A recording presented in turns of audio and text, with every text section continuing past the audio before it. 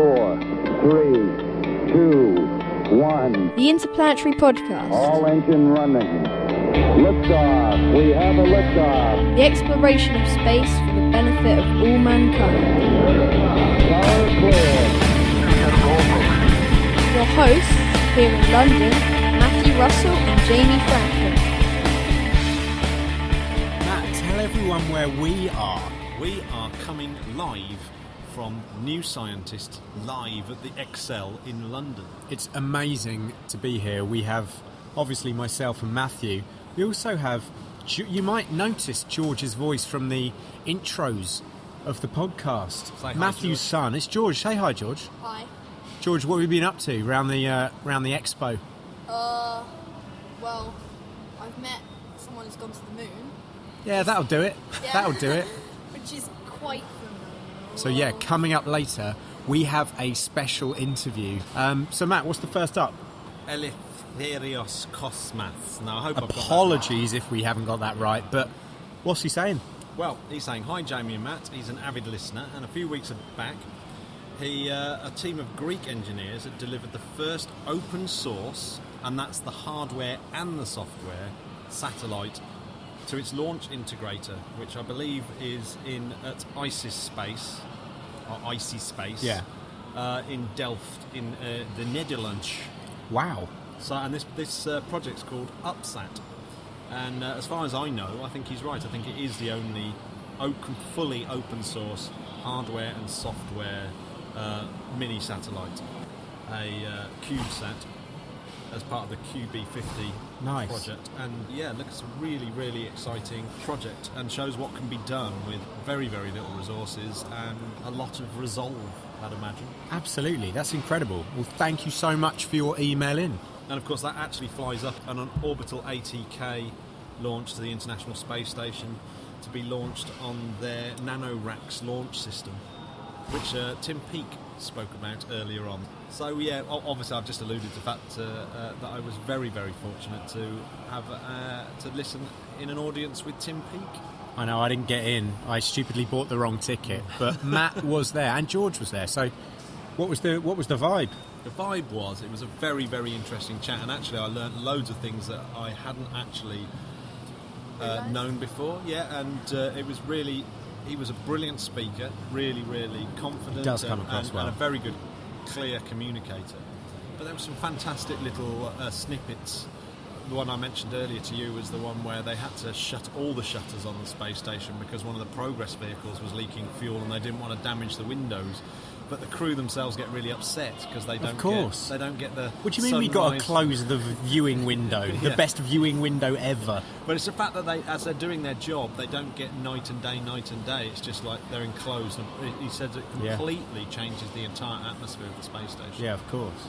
But also they were talking about their working hours, and they showed us his sort of work calendar and how they sort of have to follow this red line that goes along there. You found it surprising that they got weekends off? Yeah, they got the whole weekend off, and they only work 7 till 7. To be honest, Slackers. To be honest, I work harder than blooming the astronauts on ISS. Alright. You go to some special space school for 6 years, which sounds really fun. And you have a really fun job at the ISS, working 7 to 7, weekends off, in zero gravity, and you get to be in space. So it's minus the fact that you're 2 times more likely to get a heart attack, it's pretty much the best job.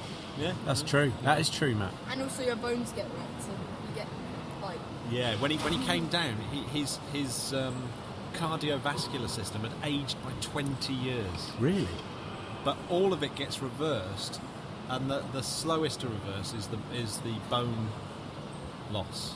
So is he completely physically back to... Yeah, he says he's back to normal. Other than I think he's still got a bit of bone mass to put back on. But right. yeah, it was quite funny. His kind of, when he was saying how he walked with his feet apart for the first couple of days, and then he was able to balance, and then as soon as he's able to balance on one leg, he realised he's back to... So putting bone mass back on, I assume he, like they do with babies, has to drink lots of milk, etc. Is that true? Or not? He didn't say that. I don't know. You could look at it. Oh, does anyone know that? So right. Email in. Kate Rubins, American astronaut on the space station at the moment, she sequenced DNA for the first time in space. Amazing. Which is, yeah, so they took up a little DNA sequencer up in the last SpaceX Dragon cargo capsule. It opens up a whole new way of doing science in space. Actually, Tim Peake talked about this, about proteins and protein crystals. He grew protein crystals in space, and you can't grow protein crystals on Earth. Yet they're a phenomenally important thing to analyse and look at, because most diseases are kind of protein based, and so that it's saying how important that work is. So the sort of genuine science that takes place on the International Space Station. And isn't it lovely when you hear these things, because the amount of people who still say, is it worth the money sending these people in? What was it to send Tim Peake there? Well, I think 60 million? I think if you just went with a argument that it was for good for science, I think you would be on a loser. It's obviously better to spend the billions of pounds that it costs to get the space station built on a bigger medical facility on Earth, for example, or a science lab on Earth. But it's all the other things that it does as well, like the fact that they get to practice EVAs, the fact that they get to practice docking spaceships, the fact that there's all these things that are now being learnt for future space exploration. And that's the sort of thing that no one ever puts a price tag on. And the outreach that Tim Peake has done to kids and the sort of inspiration. Future generation. Future generation. Unparalleled so far, I'd say. Yeah. And talking of unbelievable things, Juno has caught some amazing photographs of the North Pole of Jupiter. Yeah. So we've got the first pictures back, as promised, on the last podcast from Juno, and its first thing that it did, was fly over the North Pole. It's never been done before, so that was interesting pictures. And its aurora, which was beautiful. The red was so lovely. Yeah, so that was, it's got various different scientific instruments on. So the aurora were taken not with visual telescopes, but with other parts of the electromagnetic spectrum. And I think really that's what it's doing mostly, is trying to peer under the clouds. So I think a lot of people have been a bit disappointed with the photos off Juno so far, because it's not really a visual kind of thing, it's much more of a scientific thing. I think eventually we'll start to see some amazing photos as they piece it together and artify it for the public. And they did capture the sound of the aurora. Oh yeah, I love that. Has a dance remix been made yet? Oh, I hope so. Now, Jamie, I'm supposed to be going on Resonance FM soon. Oh yeah. To talk about space noises. Okay. Yeah, so I'll keep you posted about that. Please do. Yeah. So obviously I'll be plugging the podcast. You're a wanted man. Oh yes, very much so. Now here's a really, really, really interesting one. We'll be the judge of that. Yeah. Well, EMDrive. Oh yeah. See, we've mentioned this, and we've never really gone in depth on this before on the show, but I think now is a good time to at least start ramping up the detail on EMDrive, because it's a big thing. It could be a massive thing. No, it could be a really massive. efficient. Well, it's not the fact that it's efficient. It's the fact that it doesn't need to chuck something out the back. Yeah, just electricity, which is quite abundant. gettable. Yeah. So you can use solar power to power something that doesn't need to carry fuel. The thrust is minimal on this. Well, okay, so an English scientist sort of discovered this thrust.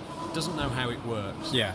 Handed it over to NASA, who have a special department called Eagle Works, I believe, or something like that. And they've been looking at this for some time now, and they're just about to publish a paper. And it's a peer-reviewed paper, and it means that in the AIAA, the American Institute of Aeronautics and Astronautics, and they're going to publish this paper. Now, to publish a paper for an organisation like that, to publish that paper, there must be something in it.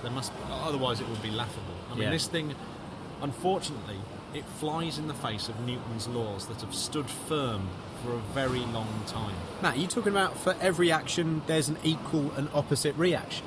Exactly. Now that, as far as we know, is an unbreakable, unmutable law of physics. However, Until now. Now, something is going on. It would seem that this EMDrive is creating a thrust. No one knows how, but there's already been hints that actually it possibly does have an exhaust, and that it's not going to. And my betting is, when we really get down to it, it's got an exhaust. It's probably You reckon? bits of metal. Well, no, from there'll be the something. satellite. There'll be something coming out the back, which means no, it still has to carry its own fuel. Well, here's to hoping. And as Richard Feynman eloquently said, for a successful technology, reality must take precedence over public relations, for nature cannot be fooled. And I love that quote, because it's like, it doesn't really matter if it doesn't work, it doesn't work, no matter how much you want it to work. Because EMDrive would be amazing. It would be amazing. It would solve so many problems. That's true. But let's wait and see. Although, Matt, 10 weeks time is going to be a very exciting paper. Well, we'll have to wait and see with bated breath. But Matt, you said that nature can't be fooled. Well, how come when you push a pen into a Venus flytrap's mouth, it thinks it's a fly? Because that's not nature being fooled. It's Yeah, a Venus it is. flytrap. That's nature. No, it's a Venus flytrap. To be continued. Quite a good one. The Long March 5 has arrived at its spaceport. Now that's Good work, China. China. That's their heavy lift vehicle. Technological breakthrough, apparently. So that's going to be very interesting. Have you heard of the High Seas program? No. So the High Seas program has just finished, and it was. It's basically a bunch of people who've been living in Hawaii, pretending to be on a Mars base. Why don't I get jobs like that? I know, it's really good. It's really good. And a lot of the volunteers have said, "Oh yeah, I'd go back and live there again." No doubt. So actually, it obviously hasn't been that bad. It's not that bad then. Vis-a-vis, what's everyone moaning about? Let's get to Mars. Yeah, let's do it. So and now it's open to the public, so you can go on a kind of pretend you're on Mars. When they were pretending to be on Mars in Hawaii, did they still get to eat lovely, delicious Hawaiian food and go to the lovely, amazing Hawaiian beaches? Yeah, they still went to the beach in downtime. not quite sure they lived it real. No, I think they were stuck. They did. They were stuck on base. Okay. Stuck on base, and allowed to go out in a little spacesuit every day. I'll let them off. Yeah. Oh no, I'm not. I've got to mention the fact that Star Trek was 50 because I'm a Star Wars fan. Though, no. Star Wars But- is better. No, yeah, it is. To be Thanks, fair, George, Star yeah. Wars is... No, but I don't want to alienate the Star Trek listeners. No? Alienate. So, Good. All right, let's do Star Trek then. So Star Trek was 50 years old. 50. 50 years old. And to celebrate, I got everyone in the office to pretend that we were under attack and go from side to side in unison like this. How did that go down? Everyone hates me. Yeah. So you've got even I've got less no friends. No, I've just got enemies now. Yeah, He's got just no enemies. friends. He had no friends before, now he's got enemies. Oh, that's harsh. That's from your own son. But Mission Control with the ISS, they celebrated by replacing the ISS icon with an icon of the Starship Enterprise. Oh, nice. That is a nice thing. It's a nice little touch, isn't it? It's like Very a sort of nice. nod to science fiction's sway over science fact. Love that. Now, have you heard of the New Frontiers program, Jamie? Well, I may have heard about it a bit. Please elaborate. So New Frontiers is a program that currently has 3 spacecraft. The New first Horizon. one, yeah, New Horizon, which of course is very famous because it's the one that flew past Pluto. Yeah. Took some brilliant photos. Yeah. One of the best things in the last couple of years, for Agreed. sure. Frontiers 2, we've just mentioned, was Juno. Juno. Now flying around Jupiter. Not only the greatest synth of the 80s, It's also... but it's a pretty good snapper. Thirdly, this month, the launch of Osiris Rx, the Origin Spectral Interpretation Resource Identification Security Regolith Explorer. Just rolls off the tongue. Well, Osiris Rex. That is going to rendezvous with an asteroid Bennu. It's going to go there, grab a bit of rock, and then bring it back home. It's as simple as that. Well, when you say simple, this is going to be pretty blooming Why don't difficult. they grab the whole asteroid and bring it home? Because it's big. George, it's big. Yeah. This thing's massive. Pretty heavy. In fact, Bennu, guess how big it is? The same size as the building we're in now. It's the same size as a mountain. So basically the same size as the building. No, a mountain. This is a building. Yeah, but like a mountain. Okay, might be the same size as the ExCell Centre in London. Stood on its side. Stood on its side, yeah, maybe. So, so it's off it's going to go. And then in July 2020, the spacecraft will perform a daring manoeuvre in which its 11-foot arm will reach out and perform a 5-second high five to stir up the surface material, collecting 2 ounces, 60 grams, not the whole thing, of small rocks and dust in a sample return container. And then it will return it in September 2023. Now, in any other scenario on Earth, a 5-second high five would be really awkward, wouldn't it? Yeah. You know, one of them really long handshakes. Particularly if you sort of like scuffed it and you were blowing on it and you were trying to sort of take bits off. If I sort of high-fived you and tried to take bits off your hand, it's all a bit weird. Yeah, it would be a bit strange. Yeah. I'm not sure I like this creepy Osiris Very Rex. creepy, yeah. It is a bit creepy, isn't it?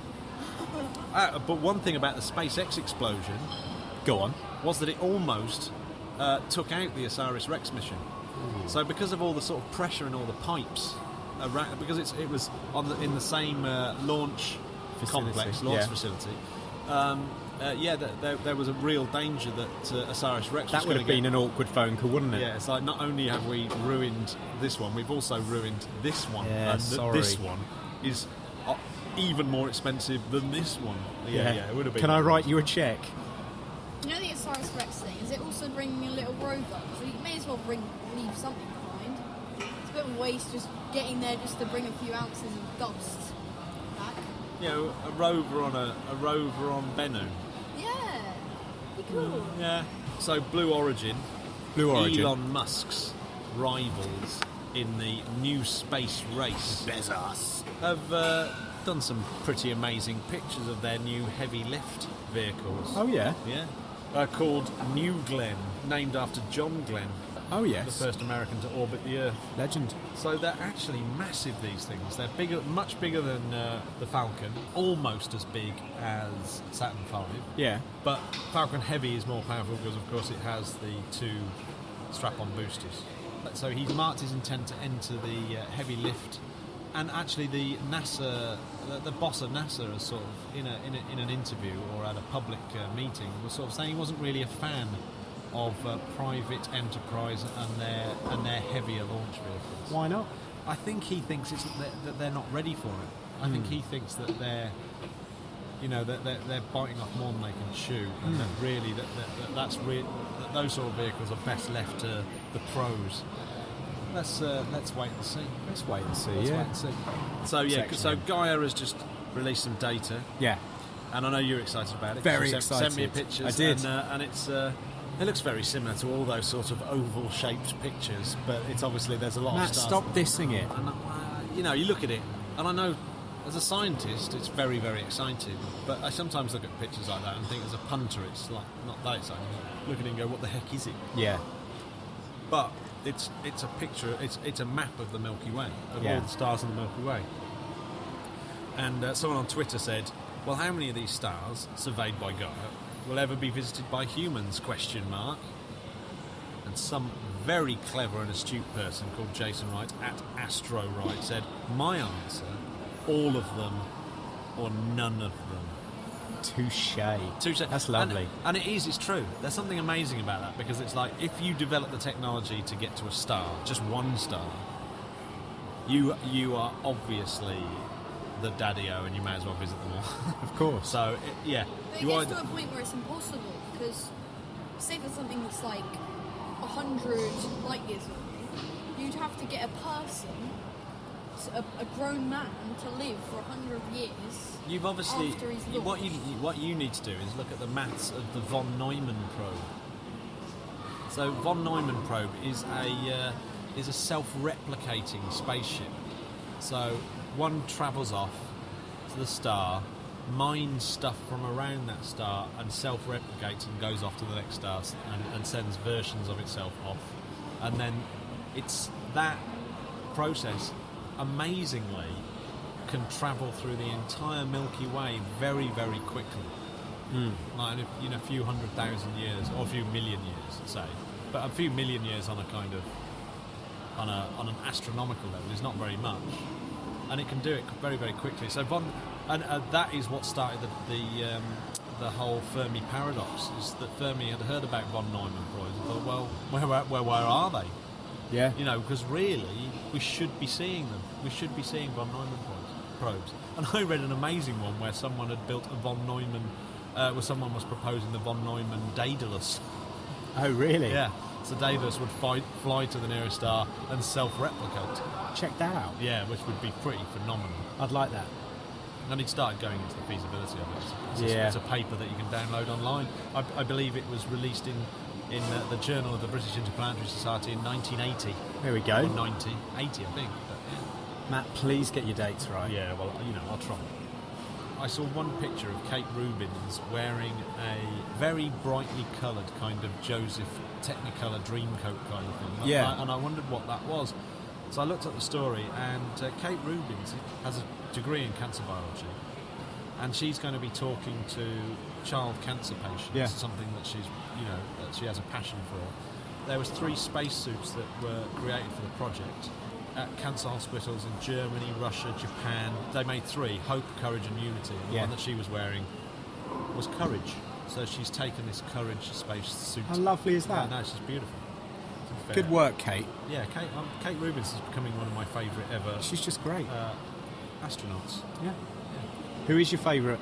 Who's my favourite astronaut? And don't, if you're not saying Tim Peake, say No. it very quietly, because I believe he's still in the building. Al Worden. Is definitely our Warden. Thank you very much. I'm just a guy. Yeah. Just a guy. That was one of George's questions, was what's it like to be a human? Well, We thought it was a bit too philosophical.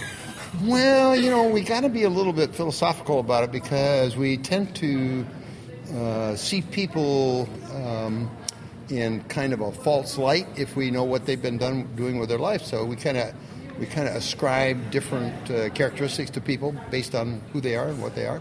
And sometimes we sort of forget that they're all just people.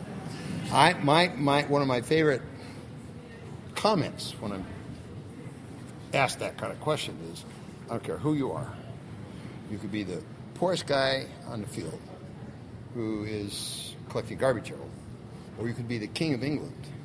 But you all put your pants on the same way. So we're all just people.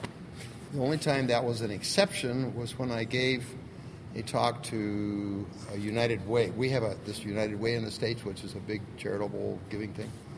And I was giving a keynote at their annual awards banquet, and I was asked that question about it. I said, no, when you're in space, that's not true. All men are not created equal. Because in space, you can put both legs on at the same time. You got to think about it. You have to think about that a little bit. Yeah. But so space makes you different in that respect. In fact, on a similar vein, we were talking in our last podcast about alcohol in space and the way alcohol. And so if you drink beer, the bubbles don't rise. So it's kind of stuck in, And so we wondered, did you have were there any alcoholic drinks when you were not allowed? I tried. We had a deal. I had a deal with the U.S. Geological Survey guys who were teaching us the geology they were doing. And we had this deal that somebody always had to take a bottle of vodka wherever we went on a field trip, right? Okay, right. So it was between myself and the U.S. Geological Service guys. Yeah. So when the flight comes along, we're saying, okay, now, how are we going to do this next geology field trip? How are we going to get some vodka onto your trip? Yeah. Well, we tried. You know what happens if you freeze dry vodka? No. Nothing left. Oh, right. Okay. It all sublimates off. Right. It's gone. Oh, dear. Zip. Zero. Okay. So there has to be another way of getting it down into some kind of powdered form. I don't know. I understand somebody's been able to solve that problem, which is probably not a very difficult problem. But it was not available on my flight. So, no, we didn't carry anything. Ah, shame. I thought about it, though. When we were listening to Tim Peake earlier giving his speech, he mentioned that when he was on his EVA, he had 10 minutes, and he thinks it's the only time this has ever happened where ground control, so you've got 10 minutes to kill, essentially, because they're in a good configuration, and they said, well, just stay there until the sun goes down and you can start working. So he said he was there for 10 minutes. He started off thinking that he was the luckiest person ever, but after 3 or 4 minutes, he realised that no, he's sort of staring into the void. Now, obviously, you've done a. What are you going to do if you don't have anything to do? Yeah. What do you do? So with your EVA, because you've done one of the most remote EVA, is that correct? No, it was the very first one done outside of Earth orbit. Right. We'd never done one before. They've done 2 more since then, but I did the first one, so that's why that's a Guinness record. Right.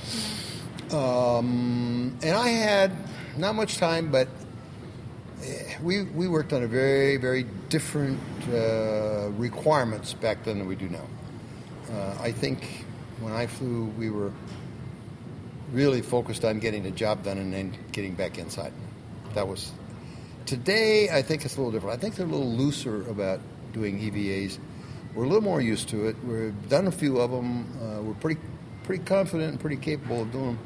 So I think that there's some time that automatically comes along, but they would not let me stay out there and just look around.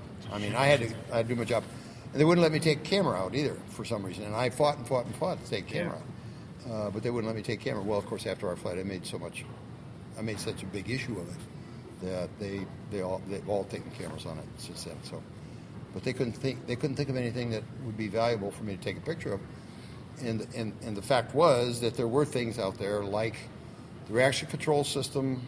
When you fired those, that rocket exhaust actually bubbled and charred the mylar surface of the spacecraft, of the service module. That was a very important thing that they needed to understand what was happening there. And the only way to really prove it was at a photograph. What happened when I got back, I couldn't take a camera. They wouldn't let me. I thought that was the dumbest thing in the world. But when I came back, then I got a guy to paint the picture of my EVA. And the guy was a fellow by the name of Pierre Millon, who was a very, very well-known artist in the States. And he did this fantastic painting of my EVA where I made particular attention to the rocket exhaust of the RCS quads on the side. So we got our point across. So it's all. But we had to do it with a painting, and not with all done from your memory. That's right, and not from a camera. Yeah. Wow, that really is Kind of interesting, isn't it? Yeah. And who has that original painting? Did he give it to you? Smithsonian. Okay. In fact, it's one of their most valuable paintings there. Yeah. They don't have it on display. It is locked up. Right. Because they really value that painting. Yeah, that painting's probably worth a fortune now. Amazing. Absolutely. Yeah. So, in the news recently, there's been a lot of talk about Proxima B. Yeah, Proxima Centauri. If you had the chance, would you go as an astronaut to an interstellar mission? Oh, interstellar mission. Oh, yeah, sure. That would be fun. Going to a satellite, going to an asteroid, going to a planet, going to a planet that revolves around a planet that's revolving around another planet is a waste of time, in my opinion. We need to go somewhere else. We need to go out there where we can find a place that we can live on. Now, I know they talk about Io and places like that where there might be the possibility we could have life there. My opinion is it's not going to help us any. When we decide to leave Earth, we need to go somewhere else. Yeah. Not the solar system, because the reason the Earth would not be habitable anymore is because the sun had burned up all of its energy. And it's going to do that someday, we know that. And that means that all these other places we got in the solar system are not going to be good for us anyway. We've got to go somewhere else. Yeah, absolutely. So that's kind of, Yeah. But we're talking 1,000 years, 5,000 years, 100,000 years, I don't know. I mean, one of the things that the British Interplanetary Society is famous for is the Daedalus project, which was all about a manned mission to an interstellar mission. Which was something we talked about on the last podcast. But one of the things that came up was this thing of probes being sent out on lasers out to Proxima. Is that something that ever sort of caught your imagination, or are you more about the kind of human exploration of space? Yeah, it's not. No, I don't want to say that I really get excited about human exploration. What I say is I get excited about the possibility of finding a planet where we can go after we can't live here anymore. I mean, we get all tied up in the vernacular of the things we're talking about, and we tend to say, okay, exploration. You hear people over and over say that the greatest thing about the space program is the exploration. Well, they're talking about exploration just for the sake of exploration, and I think exploration has to have a purpose. Columbus came over here for a purpose. All the stuff we've done here on Earth basically has been for a purpose. You don't go somewhere just to go there. I mean, a lot of people have said, "Oh, it's really nice to explore the moon. We've been there. You know, we walked on it. Blah blah blah blah." Well, I think the question is, well, what did you find there that was any good for anybody? And the answer comes back, no, nothing really. So, the problem is that we tend to think that exploration is an issue on its own, and that human beings are all about exploration, walking on a new planet, doing something new, all that kind of thing. And my response to that is, yes, we do that because there's a genetic drive in us that says we got to do that to get where we need to go. So it's our inbuilt survival mechanism that's sort of saying you've well, got to go well, out. let me ask the question.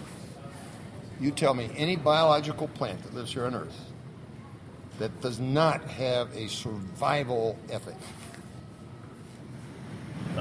Can you think of anything? No, obviously, no. I can't. No. I can't think of any living thing here on Earth that doesn't have a mechanism to promote the survival of its species. Okay, now if you just take that one step further, what's different about people? Yep. So I say, yeah, we love to talk about exploration, we love to talk about going to the moon, we love to talk about going to Mars and all that kind of stuff. One step out, a little bit further, but we've got to keep that going. We've got to go further and further and further until we find a place that we can migrate to. Yep.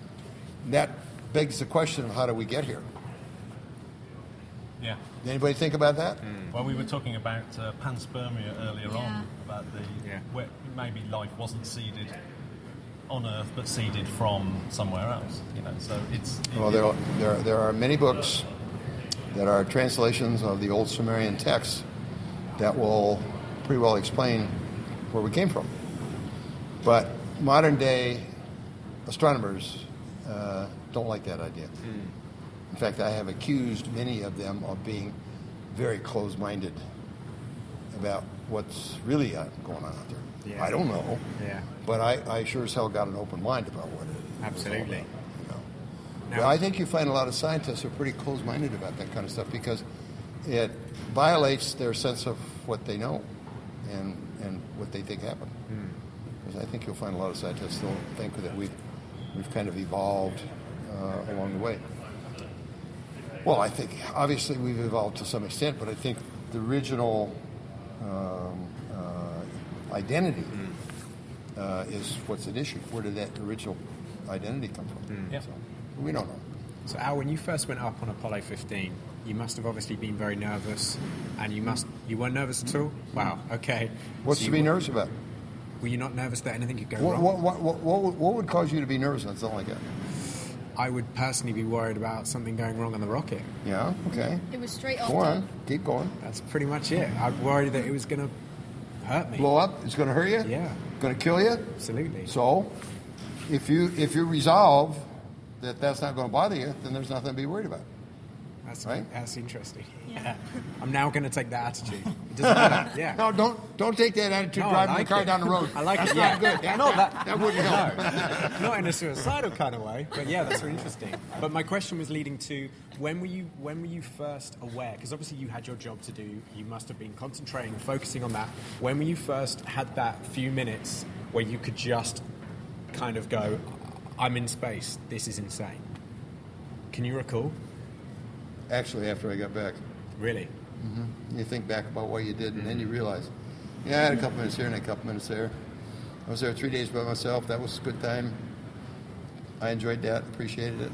And what was the first? But you don't think about it when you're there because Yeah, you're too of busy doing course. things. Yeah. Even on that. You're in real time up there. It's only in when you recall all that Yeah. that you begin doing these other things. Earlier, right at the beginning of this conversation, you kind of struck upon the kind of spiritual aspect of being a human being and what it means. Do you think that a trip into space actually heightened your awareness of that? No. That? Why would it? Because you're able. Well, I mean, it's the story that you hear from astronauts a lot is that when they look down on the Earth, they can see the Earth as just the Earth. And Yeah. that whole quote. That's okay, but that's not we spiritual. went to the moon, but we. That's really pretty discovered-" factual. Yeah. Now, we have had some guys that have gotten pretty spiritual as a result of their flights. And very frankly, I have a problem with that. You see, if you've made a flight, particularly if you've made a flight to the moon and you come back, and you want to start a new career, and let's say, what careers would be open where you could absolutely identify everything you do as a result of a lunar flight? Would not Christianity or Christian fellowship be a good one? Who is going to argue with you about going to the moon and getting this spiritual feeling while you're on the moon? You come back. We've had 2 guys do that. We had another guy who went after psychic phenomena after his flight and as a matter of fact, what's funny about that is his flight, he did a psychic experiment which turned out to be so negative, way below what they were expecting it to be, that they decided that there was something psychic going on because it made it so negative. Come on, what kind of logic is that? Yeah, but this is the kind of thing we run into. Yeah. So we're being told that we've got one more question left, and I was dying to ask you, what was the food that you craved to go back and eat? After I get back? Yeah, what was the meal you were like, I'm definitely going to... Tim Peake said he wanted pizza and a beer. Was there a meal that you were like, I can't wait to eat that again? I would say it would be vodka and spaghetti. No beer. Okay, no beer. All right. Okay. Amazing. Thank you so much. Good to talk Great to you. to talk to you. Good to talk to you. So I'm here with Vix Southgate, who's going to promote the World Space Week. Yep, World Space Week happens every year between the 4th and 10th of October, and this year we're having a launch event at Alton Towers to help with their Galactica ride, which is a virtual reality ride. So anybody who comes along to the launch event on the evening of the 3rd of October will get to have a free ride on that. Al Worden, Apollo 15 astronaut, as well as Dallas Campbell will be there to launch the event, and anybody who is doing anything spacey during the 4th to the 10th of October can register it on www.worldspaceweek.org. Sorry about the noise today in this podcast, but like we said, we're broadcasting from New Scientist live at the ExCell. It's very exciting, so please forgive the odd chair pull. Well, hopefully it'll Ding dong. add to the ambiance. Chang'e 2, Here we which go. we mentioned last Yes. time. Chang'e 2 was launched only a couple of days ago. How's Thursday. it getting on? So that's brilliant. So Yeah. that launched on the Long March 2F, and they hope to have that all manned as a proper space station by 2022. Nice. So that looks like it's all going on. Tiangong standing for, do you know what that is in Chinese? No. Heavenly Palace. Oh, It's not that's good, lovely. is it? Well, whereas the other Heavenly Palace, Chang'e 1, Nice. or Chang'e is... Matt. No, it's right. Chang'e is falling to Earth. Yes. It's falling to Earth, and it's been one of the worst kept secrets. We did mention this last time. Amateur satellite trackers have been tracking this, and so look, it's going down. Now, one of its representatives has been quoted as saying that, most of it will burn up in the Earth's atmosphere. Hopefully. However, what if it doesn't? Has anyone got a plan? How can you predict where those things are going to fall and when? A quick one about some of the launches. So, Ariane Space launched a Vega rocket, which I don't think we've had since we've started the podcast. I don't think we've had a Vega, have we? And that launched a sort of 5 satellites in a very complicated mission, which has been seen as just how versatile the Vega rocket is. So that was quite interesting. Yeah. Israel launched an Ofek spy satellite on its launch vehicle called the Shavit, and again, I don't think that's been launched since we've been doing podcasts. No. But I think that there's been some malfunctions with the satellite. I think the launch is okay, but I don't think the satellite has deployed properly, so that's a bit disappointing. Yeah. And the Russians have scrubbed the MS-02. When you say scrubbed, do you mean replaced or cleaned? No. They've it was supposed to launch on the 23rd of September. Yeah. But for an unknown technical reason, I think it's some form of electrical fault, it looks like they're going to have to push that back. It could be as far back as November the 1st. Well, I for one am not waiting. I'm going to write a stern letter. And say, can you just hurry up and get Please move on. And Elon Musk has been, as well as dealing with his blown up spaceship, he's been coming out with some pretty crazy sentences. One of them being he wants to launch 4,000 Wi-Fi satellites into space. In a bid to bring total world Wi-Fi coverage. Yeah, I mean, that's pretty unbelievable. that does sound like a Bond villain. And he's also been bragging about his Mars colonial transport, Of course he has. which he says will go well beyond Mars. So Mars is so old hat. we'll be hearing much more about that because he's going to be talking about the thing that he's been promising to talk about on September the 27th, and it will be broadcast live as a webcast. So We need to watch that. Definitely. I mean, if we are all living in a simulation, which Musk thinks is absolutely possible, Yeah. then let's definitely see what he's up to next. yeah. So I mentioned Jeff Williams, Alexei Ovchinin, and Oleg Shkipocha, all the astronauts that have come down and haven't been replaced now. And Ovchinin had asked for a watermelon. There's a brilliant picture of him holding a watermelon. He got his in watermelon. his deck chair, sort of grinning. But it's one of those annoying things, isn't it, a watermelon? Unless someone gives you a sharp knife and a nice table. Yeah, it's like, what am I supposed to do with this? Oh, thanks. I've just got to hold this watermelon and grin. Yeah. Quite funny though. Give me a slice, please. And I've got to mention the Interplanetary Podcast favourite frontman. Here we go. Freddie Mercury. Yes. Had an astronaut. No, he didn't have an astronaut named after him. He had an asteroid named after him. Yeah, the Freddie Mercury. Yeah, I would Tim love Peake that. is changing his name Yeah. to Freddie Mercury. Oh, this is awkward. Yeah. So no, Freddie has an asteroid named after him, and I think it's a present from Brian May for his 70th birthday. Good work, Brian. So he's a shooting star. A wise man once said that all humanity is a form of play. And the highest form of play is the search for truth, beauty and love. What more is needed? Should there be a meaning as well, that will be a bonus. If we waste time looking for life's meaning, we may have no time to live or to play. And I think that's a brilliant answer to what's the meaning of life. What's the meaning? That's Arthur C. lovely. Arthur C. Clarke, legend. I've got to thank Vix Southgate, Absolutely, who's basically a legend. Vix Southgate. And She made our wonderful interview with the legendary Al Worden possible.